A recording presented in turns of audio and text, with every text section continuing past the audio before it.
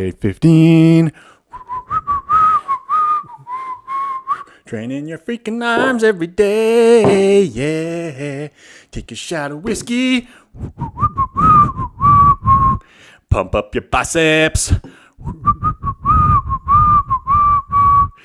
Get some blood in your triceps.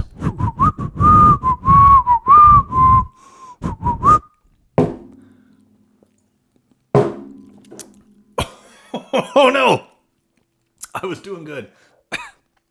I'd been doing so good. That one, it just hit a certain spot. Kind of at the top of my throat. Oh, dang it. I've been on a good roll there, improving my whiskey shot taking abilities, but that was a serious regression. But just like working out, man, you have days where you improve and then you have bad days, man. You can't let it affect your mentality. You got to stay even keel, whether it's training for muscle gain or taking shots of whiskey. You can't let the lows be too low. You can't get too low. You can't get too high. Everything's a workout analogy if you want it to be. All right, day 15. If you haven't watched day 14, you should go watch it because I'm going to be talking in reference to that workout that made me so freaking gosh dang sore. More sore than I've been in fucking 5+ years, 10 years. I don't even know last time I felt that degree of soreness in my biceps. It's been 2 days. I can't even straighten my arms. My tries, my buys are so freaking sore. Maybe it's the accumulation of workouts, but I don't think so because prior to that, I wasn't experiencing high levels of soreness until I hit this one workout, which was day 14. And so day 15, since we're on this pursuit of training them every dang day, I can't just skip a day, even though I probably should, because my arms are outrageously sore. Is it going to be of any benefit for me to go in the gym and pump my bis and tries again? Probably not, but where there's a will, there's a way. So I still did the workout, and what you're seeing here is did something totally different for the first time in this whole journey, probably for the first time in a year plus. I didn't push to maximum intensity. I did not push my sets to failure because I didn't think it would be constructive to try to obliterate my arms again, given extremely high degrees of soreness. I've trained through some levels of soreness during this journey and in my previous training years. And I it's something that most people, if you're sore, you're like, I'm not going to train. I shouldn't train. The muscle isn't recovered. And that, again, I prescribed to for many years when I was in this realm of sane workouts, sane approach to bodybuilding and building muscle. And then, once I started experimenting, doing crazy stuff, I started training sometimes when I still had some soreness and I didn't really notice it to be a problem. And then, one thing leads to another. You build up on it. And you go, it's probably okay if I'm a little sore to train again. It doesn't seem to be impeding my recovery overall. But this is an extreme amount of soreness where it's hard to straighten my arms because my biceps are so tight. So I did not to failure, 8 to 12 reps, kind of slow, like normal tempo, not slow, not fast, 1 second up, 1 second down, and like no rest, like 15 seconds. Just finish the set of tries, go straight to the hammer curls.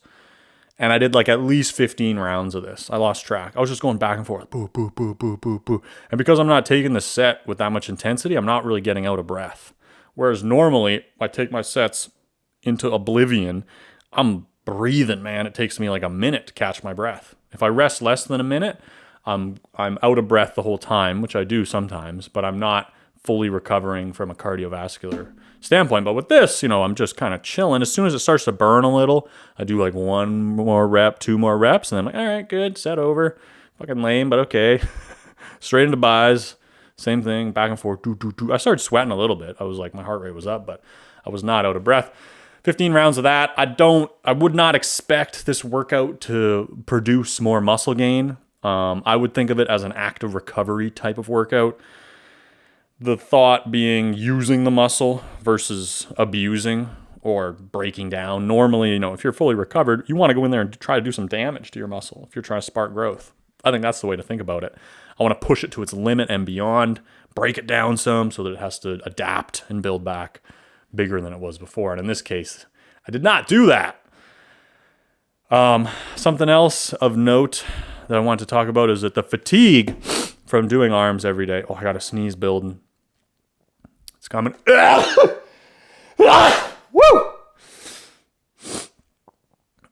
Aftershocks? Nope. The fatigue is starting to compound. I'm getting pretty freaking tired. My energy levels are low. It seems to be working. My arms look bigger than they've ever looked. So my body is responding by, adding more muscle, but my whole system, recovery-wise, is struggling a bit. And I've started kind of trying to take little naps during the day, and I just don't have much energy for anything. And I'll get a good 8-9 hours of sleep, and I'll still be like, what's today? Day 16 of arms. Go to the gym and do arms again. Can't wait, man. No problem. I'm ready. I'm wide awake. I'm ready to train. I'm ready to train, man. I'm ready. Yeah. So that's something to keep an eye on. I had some thoughts this morning because this shoulder's been a bit pulled. I kind of tweaked this pec. This pec is always a problem because this shoulder sits more internally rotated, and I kind of pulled it or something, and it's all through the left side of my body. Now, it's happened before, and it usually takes several days to release. And I've just been training through it the last couple days, and things are just janky as AF. And the soreness. And this morning I woke up and I was like, I think every day, arm day is over. I don't think I can keep going. I think I'm done. But then on the flip side, I'm also anybody that's doing some physically extreme thing, there's going to be moments where your logical, rational mind takes over and goes, this is not good. Like if somebody's running a marathon, for example, there's certainly going to be moments where it's like, my knee is throbbing and I should probably stop for the sake of my health. Your body's going to give you those signals, and those thoughts are going to creep into your mind. And where do you draw that line, right? Because obviously I don't want to hurt myself or damage myself or be doing something physically destructive to my body. But also, if you're pushing for an extreme physical result, you're going to have to go through some pain. You know what I mean? And I'm not really doing this just as a casual, I just like working. I'm like, let's do this something extreme. I want to challenge myself. I want to push my limits, and I want to try to spark more growth. But yeah, there is that line there. And I definitely had some thoughts this morning where I was just laying in bed and my shoulder was kind of hurting, and I was just I think I can't do it. And I was reconstructing my split in my head of well, maybe I should just take another day off. The thing that really hits is when I do arms and legs on the same day. So today is just an arm day, and then tomorrow is legs and arms. And that is just so fatiguing. I've been hitting arms first because I'm figuring the arm workout doesn't tire me out as much. So I can hit arms and then eat some food, take a little rest, and then later on hit legs. If I did legs first, legs just cooks me, cleans your slate, I'm even having trouble coming up with good words. Usually I can get on a ramble here, right? And I can tie words together, but I'm talking and trying to articulate, but my brain is just hey, we're not really present. We don't know what words to use. So yeah, I don't know. That's the update. Fatigue setting in. Day 15 down. Today's day 16 now. And we're going to go in there. We're going to try to train. We're going to see what happens. It would be a heavy day. I'm scheduled to push some heavy weight, but I'm still the triceps aren't nearly as bad as the buys. The buys are so sore, man. Yeah, we'll see in the next one. You'll get an update to see where I'm at. I think takeaway points for you as a lifter trying to benefit and learn from this would be you got to pay attention to how your body feels and how your body recovers. And doing before, when I was doing every day as arm day, I felt very confident that my body was recovering fully from that. Over the years of doing it and paying attention and everything, I built up the kind of resume to have the confidence. And I think a lot of people who would maybe consume my content, you might think I'm being reckless. And if you've never done that before, you've never built up to it, you'd be like, this is crazy. And you're just doing wild shit, not listening to your body. But conversely, what I'm doing now is kind of on the precipice for me of this is crazy. And am I fully recovering? Am I going to be able to pull off another workout? Is this too much?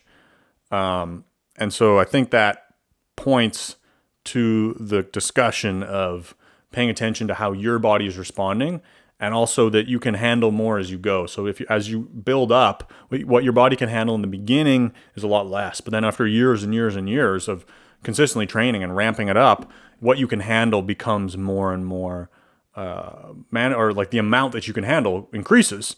And within that process, it's really important to pay attention to how your body responds. And then you'll develop your own confidence to know what your body can recover from.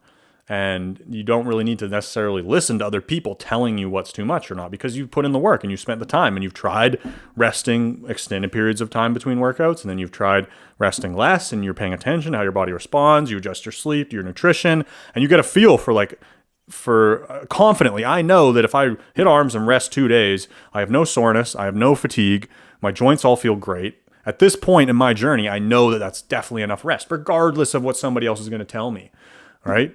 And so I think it's important to develop that process as you go. And this is just a good example of it. And I wanted to kind of show the contrast of like, for sure, I feel confident my body is recovering and everything's groovy, versus this is like, I'm kind of on the edge and like, I need to be careful and make sure and like assess, and we'll see how it develops. But we're going to try and train today. Again, we're going to go in there and do our best and warm up and try to move some weight and see what my body says. So thanks for watching. Have a great freaking day. Don't do this arm workout, actually. This would be a good active recovery workout. And I think you should do day 14 arm workout. That was the craziest workout I've done yet. Produced obscene amounts of soreness out of nowhere. But active recovery workouts could be useful if you want to still go to the gym on your rest day. And that's sort of what this type of workout is, where you're using the muscle, you're not breaking it down necessarily. And there could be some benefit. I've played around with these types of workouts in the past, and I've done them for an extended period of time, thinking that it'll kind of encourage more growth rather than just resting several days. I'll do like some active recovery. You're using the muscle, and thought being get blood in there, encourage recovery. I didn't notice a massive difference from it, and the workouts are pretty boring. So to consistently do active recovery workouts, and I got to do all this mobility and warm up. So I'm in there for an hour warming up and then hit the workout, and the workout's like not intense at all. It doesn't really challenge me. I just couldn't get into it. I was like, I'd rather just take my rest day. But if you want to go into the gym and just go through some movements, I think it could be beneficial when you're really sore to go in there and use a lighter weight. Don't push all the way to failure. Do a bunch of warm-up sets, get some blood in there. I think it's constructive. And I think you just have to ease into it and pay attention to how your body's going. Don't go in there with a set plan of, I'm for sure doing this. Your body's still recovering, so let's go in there and try to do something, but let's let my body dictate what output I'm going to actually end up doing. Would be the smart way to do it if you're going to train when you don't feel that you're actually fully recovered. Have a great day. Thanks for watching. Go make some arm gains. Peace.